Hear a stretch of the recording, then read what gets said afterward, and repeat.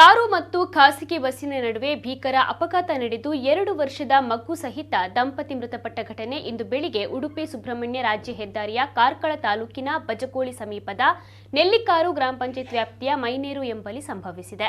ಆಂಧ್ರಪ್ರದೇಶ ಮೂಲದ 40 ವರ್ಷ ಪ್ರಾಯದ ನಾಗರಾಜ್, 30 ವರ್ಷ ಪ್ರಾಯದ ಪ್ರತ್ಯುಷಾ ಮತ್ತು 2 ವರ್ಷದ ಮಗು ಮೃತಪಟ್ಟ ದುರ್ದೈವಿಗಳು.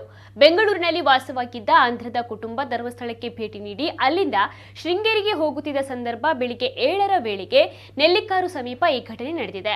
ಭೀಕರ ಅಪಘಾತದ ಪರಿಣಾಮ ಪತಿ ಮತ್ತು ಪತ್ನಿ ಹಾಗೂ ಮಗು ಸಹಿತ 3 ಮಂದಿ ಕೂಡ ಸ್ಥಳದಲ್ಲೇ ಮೃತಪಟ್ಟಿದ್ದಾರೆ.